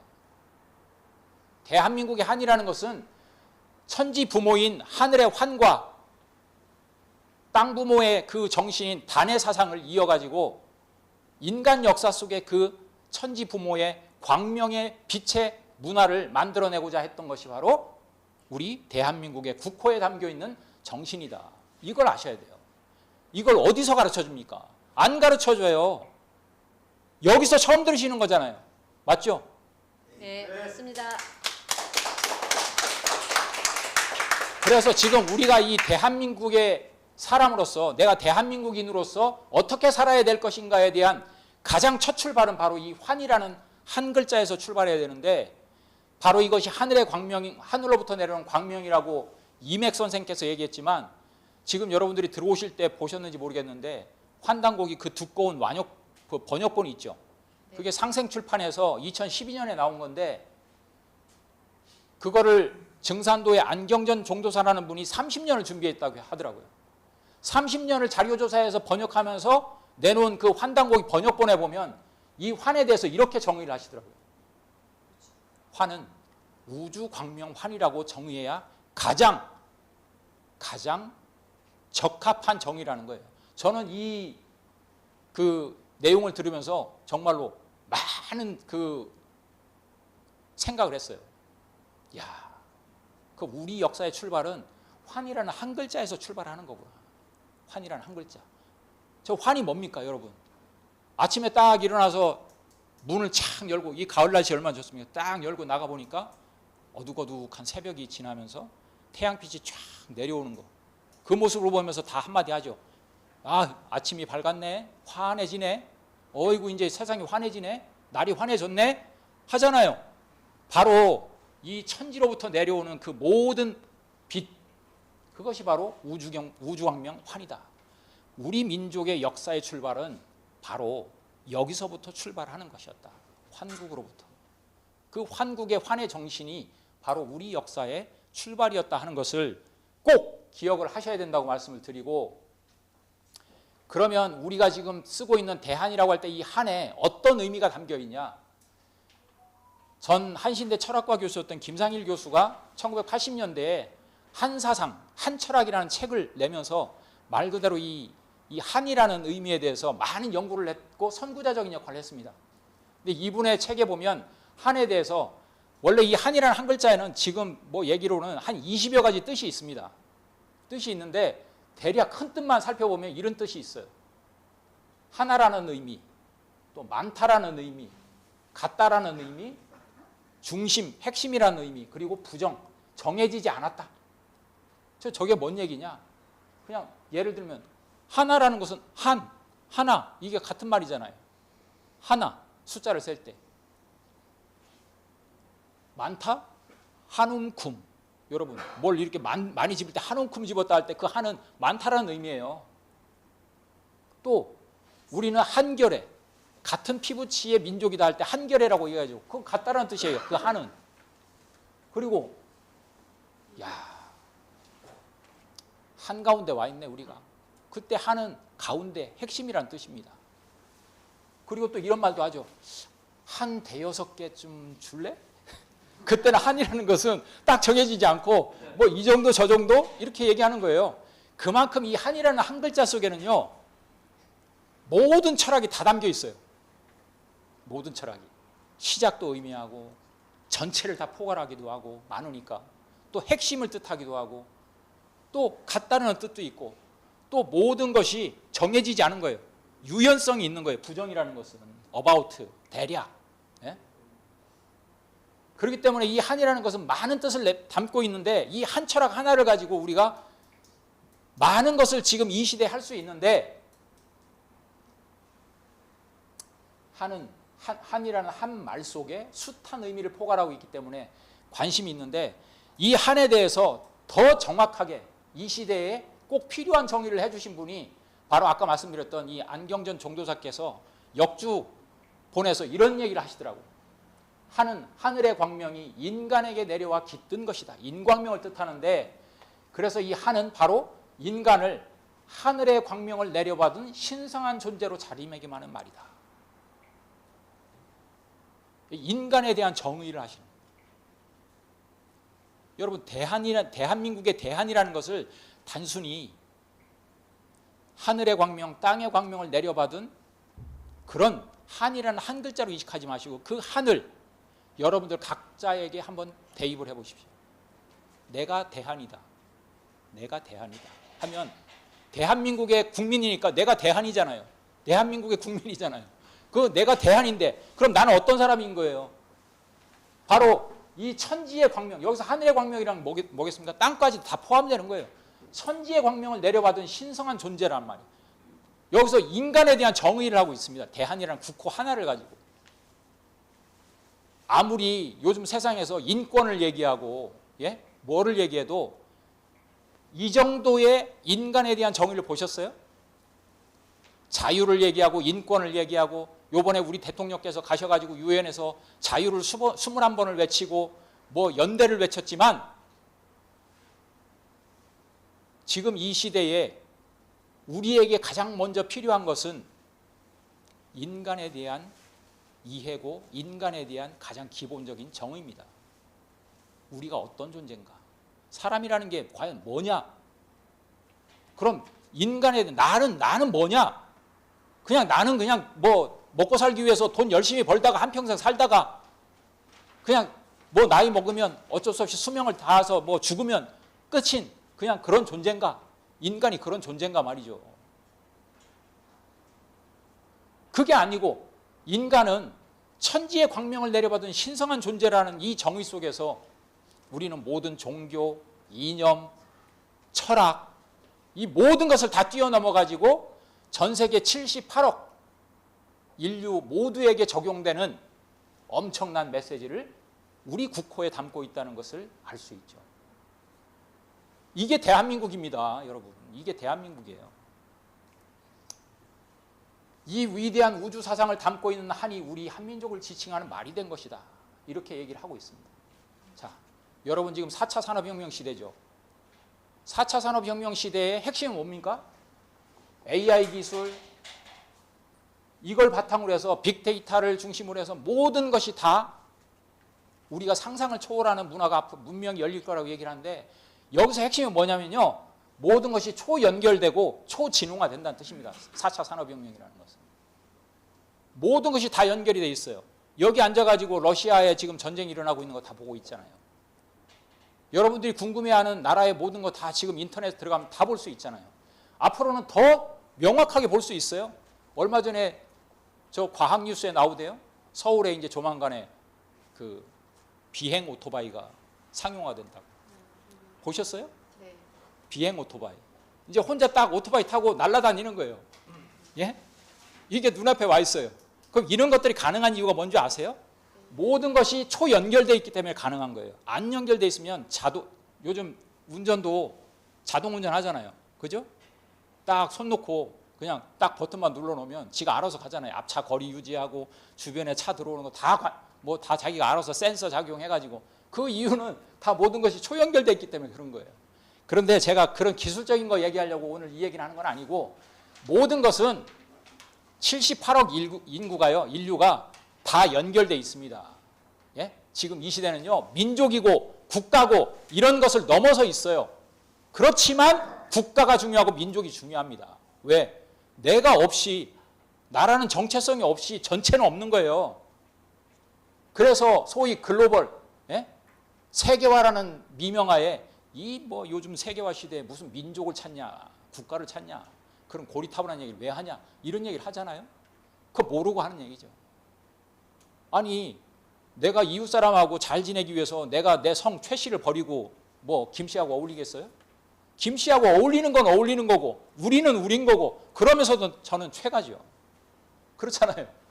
그게 민족 단위로 가도 똑같은 거 아니겠습니까? 여기 각양각색의 사람들이 쭉 나와 있지만 이 사람들이 다 각자의 개성, 각자의 민족성, 각자의 국가를 버리고 지구라는 공동체로 연합할 수 있습니까? 아니잖아요. 그렇기 때문에 우리가 지구 공동체 시대에 살고 있지만 우리의 역사를 정확히 알고 우리의 정체성을 정확하게 인식하는 것은 무엇보다 중요하다. 그러면서 지구 공동체 의식을 가져야 된다. 4차 산업혁명 시대에 무엇을 만들어내겠습니까, 앞으로? 지구는요, 하나예요. 이제는. 지구는 하나입니다. 그래서 전 정부의 대통령께서도, 이번 정부의 대통령께서도 가가지고 유엔에서 뭐라고 얘기했냐면 연대와 협력을 강조한 거예요. 연대와 협력을. 이번 대통령 가셔가지고 연대를 강조를 하셨더라고요. 자유를 외치면서. 바로 우리는 하나다. 이게 지금 보여드리는 게 미국의 유명한 퓨 리서치 센터라는 여론조사 업체에서 매년 전 지구의 관심사를 여론조사를 하는데, 여기에 보시면 전 지구가, 자기 나라만이 아니라 전 세계가 같이 공통으로 골머리를 앓고 있는 문제, 이거는 전 세계가 함께 머리를 맞대고 해결하지 않으면 안 된다는 그런 이슈들을 가지고 뭐가 가장 먼저 중요하게 해결해야 될 것이냐 하는, 그걸 물어보는 거거든요. 여기 글로벌 클라이밋 체인지라고 해서 전 세계적인 기후변화 문제, 예? 여기 감염병 문제, 여기 테러 문제, 또 사이버 공격 문제, 핵무기 문제, 이런 얘기들을 쭉 하고 있어요. 저런 얘기를 하면서 당신들 나라에서는 뭐가 제일 중요하다고 생각합니까? 하면서 14개 나라에게 물어본 거예요. 쭉 물어보니까 어디는 기후변화가 가장 심각한 문제다 해서 프랑스 같은 데는 이렇게 얘기하고, 우리나라 같은 경우는 두 번째고, 여기 89% 해가지고 우리는 코로나 때문에 감염병이 제일 심각한 문제다 생각했던 것 같아요. 이런 식으로 답변이 나옵니다.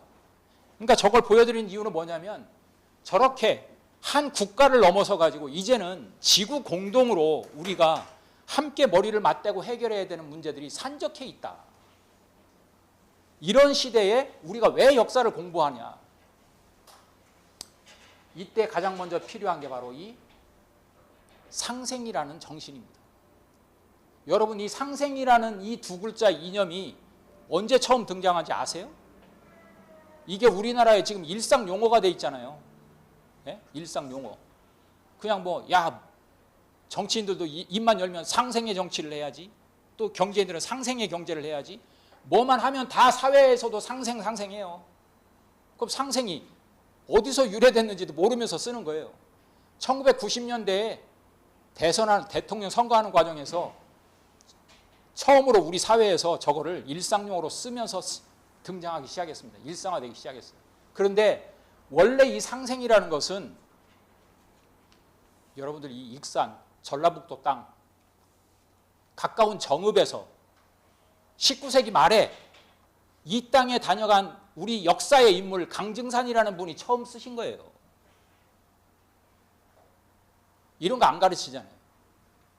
그리고 상생이 그냥 너도 잘 되고 나도 잘 되고가 아니에요. 이 상생이라는 본래 의미는 서로 상자에다 살릴 생자, 서로 살림의 정신이에요. 그러니까 지금 전 지구가 지구 공동체 시대에 가장 필요로 하는 그 이념, 가치, 철학이 뭐냐면 바로 19세기 말에 이 땅에 다녀간 우리 조선 강증산이라는 인물의 이 대표 사상인 상생이 바로 지금 이 시대에 가장 필요한 철학이요 가치다. 그런데 왜 이게 안 되는지 아세요? 제가 이 얘기를 하면서 마무리 지으려고 합니다. 이런 엄청난 철학과 가치를 19세기에 이 조선 땅에서 이 조선의 인물이 말씀을 하셨는데도 강증산이라는 사람이 누군지도 몰라요. 지금 젊은 사람들은. 어르신들도 모르시는 분들이 많을 거예요. 왜? 안 가르치니까. 왠지 아세요? 대일항쟁기 때 동학을 했던 사람, 또 대종교를 했던 사람, 또 보천교를 이 강증산의 가르침을 바탕으로 나왔던 보천교를 했던 사람들은요, 다 뭐라고 한 줄 아세요? 유사종교를 하는 사람이라고 했어요. 지금으로 얘기하면 사이비 종교. 기독교, 불교만, 그리고 일본의 신도만 종교라고 인정했고, 지금 제가 얘기했던 동학이니 대종교니 보천교니 이런 것들은 유사종교라고 해가지고 한무국에서 관리한 게 아니라 경찰들이 관리를 했어요. 경찰들이. 그 풍습이 광복 이후에 지금까지 이어져 가지고 지금도 우리는 민족종교, 소위 민족종교라는 카테고리를 묶어서 얘기하는데 민족종교하면 뭐 어디서 냄새 나는 걸로 알아요. 그런데 여러분, 지금 여기 독립운동 그 하신 분이 계시지만 원래 독립운동의 모든 대부분의 자금이 어디서 나온지 아세요? 보천교에서 바로 민족종교인 보천교, 대종교 이런 데서 나왔어요. 여러분들이 지금 여기 앉아가지고 광복 이후에 이 발전된 대한민국에서 살 수 있는 바탕을 이루어준 분들이 바로 그분들이에요. 그런데 왜 우리는 그런 얘기를 들으면 콧방귀를 낍니까? 소위 세계화 시대에 좀 영어 섞인 얘기하고 좀 서양에서 들어오고 또 외국에서 들어온 종교를 믿으면 뭔가 좀 자부심이 생깁니까? 아니잖아요. 왜? 이거 다 뭐냐면 역사교육을 안 시켜서 그런 거예요. 역사교육을. 그런데 이 서로 살림, 이 가치를 실현할 수 있는 출발은 어디서부터 시작되냐? 여기에서 벗어나야 돼요. 여기에서. 이게 뭔지 아세요? 이게 백화점의 시초라고 하는 프랑스 봉마르쉐라는 백화점 모습이에요. 안에는 이런 모습으로 딱 돼 있어요. 많은 사람들이 막 귀족들이 모여 있죠. 여러분, 요즘은 종교 시대의 끝을 얘기하죠. 요즘 종교 뭐 한물 지나간 걸로 얘기하잖아요. 그 종교인들이 다 어디 갔어요? 다 일로 가 있어요. 예배당 가가지고 일요일 날 가서 한 주 동안 뭐 잘못한 거 참회하고 회개하고 또 내 너를 용서하노라 이런 거 딱 받고 나와가지고 마음의 위안을 느끼면서 또 한 주 생활하고 또 절에 가가지고 초파일이든 아니면 뭐 우리 아들 뭐 대학 시험 볼 때 가가지고 아이고 좀 복을 좀 주세요 하고서 그런 거 요즘 잘 안 해요. 어디 갑니까? 다 백화점으로 가죠. 백화점에 가서 성금을 내죠. 내가 만족한 물건을 하나 딱 사고 성금을 딱 내고 거기서 만족감을 느끼고 위안을 느껴가지고 야 내가 이거 하나 오늘 득템했구나 하면서 마음의 위안을 느끼고 나오는 것이 어딥니까? 백화점이에요. 요즘은 맞잖아요. 아닌가요? 백화점 가서 다들 만족하고 위안을 얻죠. 뭡니까? 다 돈입니다. 한마디로 다 돈독에 오른 세상이에요. 지금 돈독에 오른 세상입니다. 돈독. 상생 다 필요 없어요. 돈독이 최고입니다. 돈독이. 그런 세상을 살면서 이것이 지금 자본주의 시대의 중심에 이루어졌는데 여러분들 그런데 한번 여러분들 스스로를 한번 다 돌아보세요. 지금 보여드리는 이 그림 뭡니까? 여러분들 뒷산에 그냥 뭐 동네 뒷산에 올라가도 볼 수 있는 것들이 이런 것들 흔한 거 아니에요? 돌로 탑쌓은 거? 그죠? 맞죠? 이게 뭘 상징합니까? 아무리 종교 시대의 끝을 얘기하고 뭘 얘기를 해도요. 인간은 종교적 인간입니다. 종교적 인간. 그럼 종교적이라는 게 뭡니까? 어떤 뭐 기독교, 불교, 아니면 이슬람교, 힌두교, 예? 이런 어떤 우리가 알고 있는 그런 건물화되어 있고 조직화되어 있는 그런 종교를 생각하시면 안 되고 인간은 본래 종교성이라는 그 종교성을 다른 말로 표현하면 뭐냐면 인간은 본래 자기 내면에 성스러움이라는 걸 가지고 있어요. 신성함이라는 걸 가지고 있습니다. 그래서 이 표현은 누가 쓴 거냐면 유명한 종교학자인 엘리아데라는 사람이 쓴 표현이에요. 인간은 호모 사피엔스, 생각하는 사람이 아니라 인간은 종교적 인간이다. 그러니까 뒷산에 올라가면서도 돌 하나를 보면 집어가지고 아이고 뭐 우리 집 좀 무탈했으면 좋겠습니다 하고 하나 올리는 거예요. 내가 절에 안 나가고 교회에 안 나가고 어디 뭐 종교단체에 소속돼서 안 가더라도 여러분들 속에는 이미 종교성이 다 있어요. 그 종교성이라는 게 뭐냐면 성스러운 거예요. 나라는 존재가 그냥 인간이라는 물질적인 덩어리가 아니라 내 속에 이미 이 하늘과 땅의 신성한 천지의 광명을 받아내린 존재라는 그런 의미를 다 담고 있다. 이걸 잃어버리는 순간 우리는 돈독에 오른 세상을 사는 겁니다. 돈독에 오른 세상을 사는 거예요. 그게 뭡니까? 좋은 말로 포장해서 자본주의 세상인 거죠. 자본주의. 자본주의가 뭐예요? 자본이 최고인 세상이 자본주의 아니에요. 그럼 그 자본주의 세상에서 반지하에서 돈이 좀 부족해서 반지하에 살다가 허망하게 정말로 비참하게 죽음을 맞이하는 사람들도 우리가 보게 되는 거고, 예? 세모녀가 가난해가지고 먹을 게 없어가지고 비관자살하는 이런 세상을 우리가 지금 이 시대에 자본이 넘쳐나고 물질이 넘쳐나는 시대에 우리는 주변에서 보고 있어요. 그럼 그거는 그냥 단지 이웃의 얘기고 남의 얘기냐?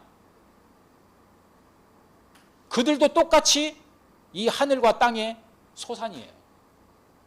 그럼 우리는 어떻게 그럼 아까 얘기했던 그런 서로 살림의 그런 세상을 만들 거냐? 제가 무슨 뭐 답이 있겠습니까? 그렇지만 저는 한 가지를 오늘 얘기를 하고자 합니다. 여러분들의 내면에 있는 신성함을 찾아야 돼요. 그래서 이 기리성 서강대 교수가 지금은 이제 80 가까이 됐는데 제가 말씀드렸던 이 종교라는 이 제도화된 이 종교 이런 틀이 중요한 게 아니고 인간은 본래 가지고 있는 이 내면의 영성을 회복해야 된다. 그래서 영성 휴머니즘을 회복을 해야 된다. 세속적인 인권을 얘기하는 세속적인 휴머니즘이 아니라 바로 영적인 인간으로 거듭나야 된다. 이걸 얘기를 했는데 자, 아까 제가 자료 하나 보여드린다고 했죠. 이 지금의 요하강 서쪽의 요서 지역에서 엄청난 유적 유물이 발굴이 됐는데 소위 이걸 홍산문화라고 얘기합니다. 연대를 따지면 기원전 7000년부터 딱 나와요. 그럼 2000년을 더하면 9000년 전이에요. 지금부터 1만 년 전에 엄청난 문화들이 쏟아져 나온 것이 발굴이 됐습니다. 근데 왜 이 요하강 서쪽인 요서 지역에서 이렇게 많은 유물이 분포가 됐을까? 저거는 중국 문화가 아닙니다. 중국 문화가 아니에요. 자, 제가 보여드릴게요. 이게 동아시아 지형도인데 자, 한번 보세요. 평야 지역이 어디입니까? 한반도도 대부분 다 산악 지역이죠.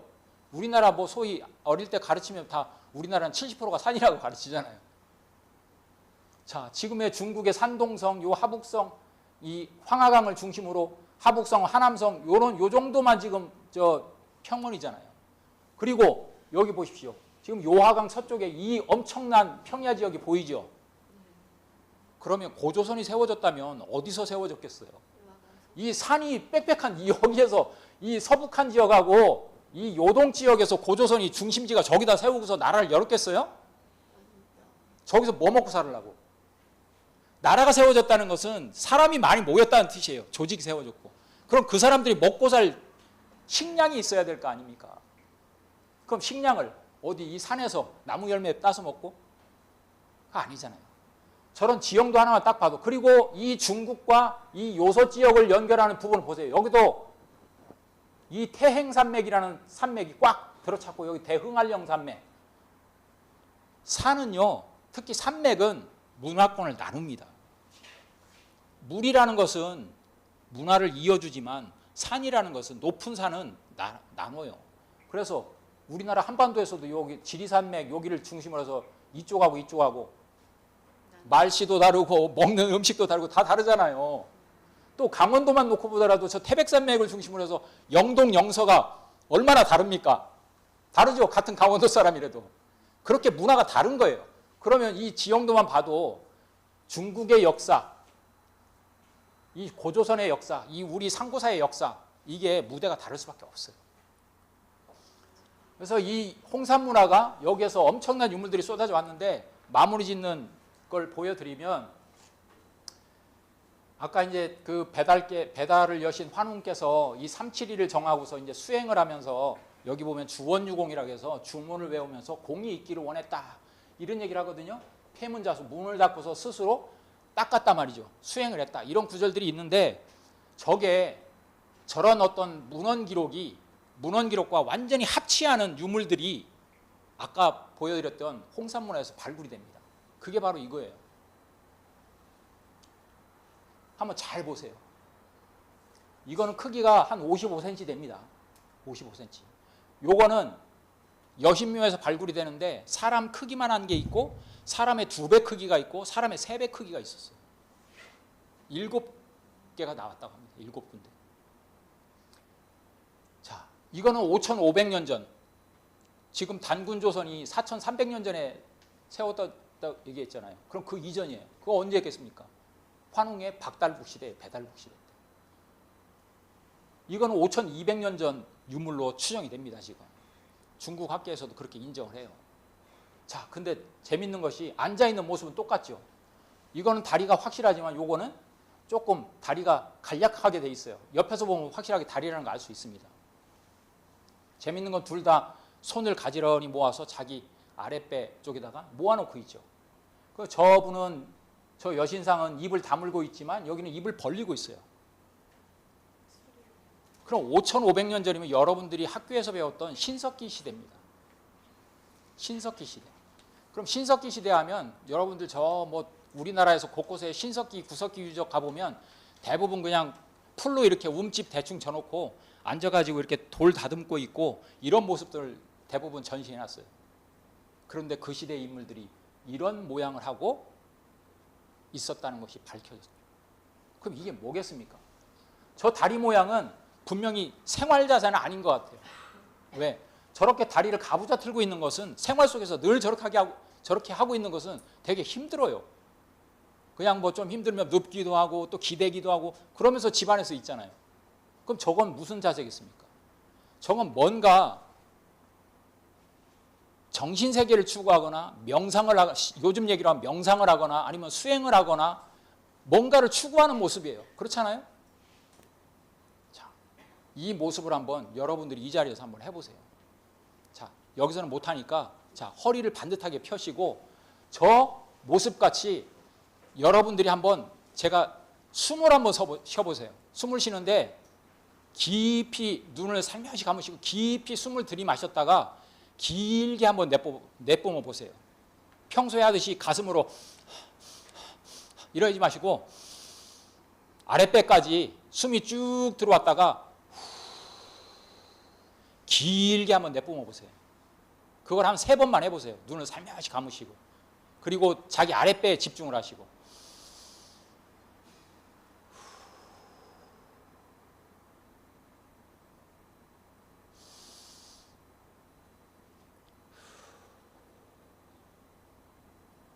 자, 뭐가 생각나시나요? 자신의 몸에서 어떤 변화가 느껴집니까? 뭔가, 예? 그렇죠. 따뜻해지는 것도 있지만, 예. 뭔가 하여튼 평소에 내가 오늘 저녁은 뭐 해 먹지? 내일 저기 뭐 내가 지난주에 받았던 그 백화점에 뭐 상품이 안 떨어지고 그대로 있을까? 내가 돈 만들어서 갈 때까지 좀 있어야 될 텐데, 우리 아들내미가 빨리 좋은 여자 만나서 결혼해야 될 텐데 이놈의 자식은 결혼할 생각을 안 하네. 뭐 이런 평소에 자기가 가졌던 이 생활 속에서 가졌던 이런 생각들 잠시 잊혀질 거예요. 그렇지 않나요? 네. 바로 이 자세 하나만 가지고 평소에 생활 속에서 가졌던 이런 모습이 아니라 뭔가를 추구했다는 것을 알 수 있다는 거예요. 또 하나, 이거는 입을 벌리고 있어요. 그 입을 벌리고 있는 것은 뭔가 노래를 부르거나 뭐를 외우고 있는 모습이라는 거예요. 근데 한번 이거를 여러분들 한번 해보세요. 자, 제가 하나를 제시할게요. 허리 딱 세우고 옴이라는 소리를 한번 내보세요. 옴, 옴. 이거를 한번 각자 정말로 딱 집중을 해가지고요. 뭐 소리에 한번 집중을 해요. 소리를 내면서 내 옴이라는 소리가 읊는 상황에서 어떤 몸의 변화가 일어나는지 느껴지는지 한번 해보세요. 시작. 옴, 옴.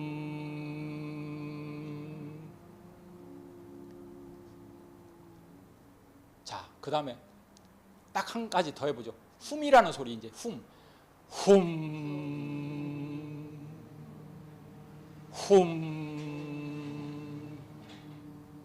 예.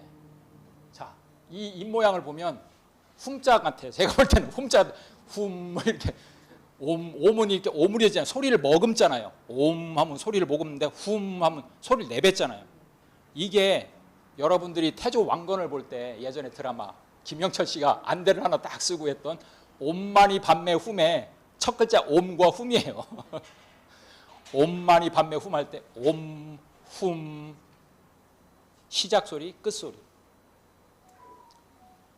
바로 이 두 가지 소리만 여러분 내봐도 이분도 뭔가를 하여튼 읊고 있었어요. 이게 뭐냐면 이 동학의 최재우라는 분이 동경대전과 용담유사를 쓰면서 동학을 창조를 하셨는데 이 대부분의 내용들도 이곳 가까운 남원에서 집필을 하셨어요. 근데 여기에 보면 이 용담유사에 이런 글이 있어요. 법을 정코 글을 지어 입도한 세상 사람 그날부터 군자되어 무이와 될 것이니 지상 신선 내 아니냐. 여러분 동학하면 인내천 사상에 대해서만 알고 계시죠? 근데 동학의 본래 인간과는 뭐냐면 동학에서 추구한 인간과는 뭐냐면요. 어떤 인간이 되기를 원하는 줄 아세요? 지상신선이에요. 지상신선. 그러니까 뭐냐면 인간이 이 땅에 살면서 그냥 돈 많이 벌고 뭐 이렇게 뭐 자기 하고 싶은 거 하고 이게 아니라 앞으로 오는 세상에서는 지상신선이 돼야 된다는 거예요. 지상신선.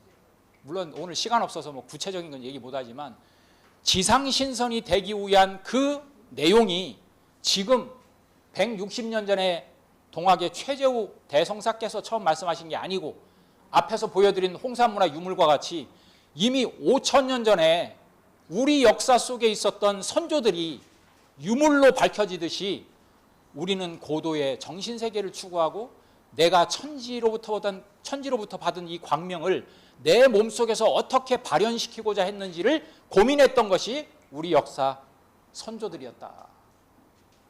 그래서 결론적으로 이제 우리는 우리에게 주어진 일은 뭐냐?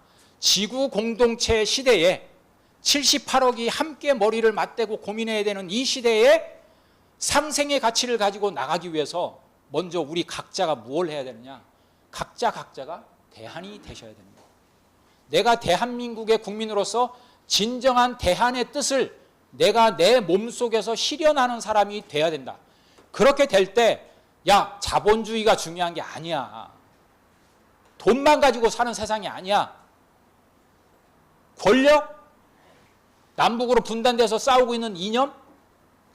좌우 진보와 뭐 보수의 그런 정치적 이념? 이런 것들이 중요한 게 아니고 우리 인간들 한 사람 한 사람이 진정한 하늘과 땅의 생명의 소산으로서 천지의 본래 모습인 이 밝음을 인간의 이 나 각자의 몸속에 실현하는 것, 이거를 실현할 때, 그래서 진정한 대안이 되었을 때 상생의 가치를 가지고 지구 공동체를 만들 수 있다. 상생은 그냥 떠든다고 해서 되는 게 아니다. 각자가 대안으로 거듭나서 진정으로 각자가 야, 진짜 중요한 게 이게 아니고 우리가 함께 투게더 함께 가는 거구나, 상생을 실천할 수 있겠구나, 그걸 깨달을 때 상생이 진정으로 실현될 수 있다. 그래서 여러분들이 익산지부의 마지막에서 말씀드리는 거는 우리 역사의 진실을 좀 제대로 공부하시고, 그리고 우리 역사 속에 담겨있는 철학과 정신이 무언지를 아시고, 이거를 그냥 그렇다더라가 아니라 여러분들 스스로가 실천을 하셔야 됩니다. 그 모든 걸 담고 있는 게 이 81자 천부경 속에 다 담겨 있는데, 오늘 시간 없어서 이 얘기는 못하고 이 천부경을 공부를 하시는 시간을 꼭 가지시고, 여러분 제발 이제는 다 훌륭하신 분들이라는 것을 압니다. 그런데 정말로 우리 역사의 진실에 대해서 깨어나실 수 있는 시간을, 오늘 이 시간이 되었든 차후에 또 다른 시간이 되었든 한번 꼭 가져보시고 공부를 하셔야 됩니다. 공부를 하셔야 돼요. 그렇다고 공부한다고 해서 옛날에 뭐 시험 보듯이 그런 공부가 아니고, 진정으로 자발적으로 우리 역사 문화 정신에 대해서 자발적으로 관심을 갖고 책 한 자, 유튜브 영상을 하나 보시더라도 하면서 참여를 하셔야 돼요. 참여해가지고 같이 할 때 결국은 역사의 물길을 바꿀 수 있습니다. 그래서 대한 역사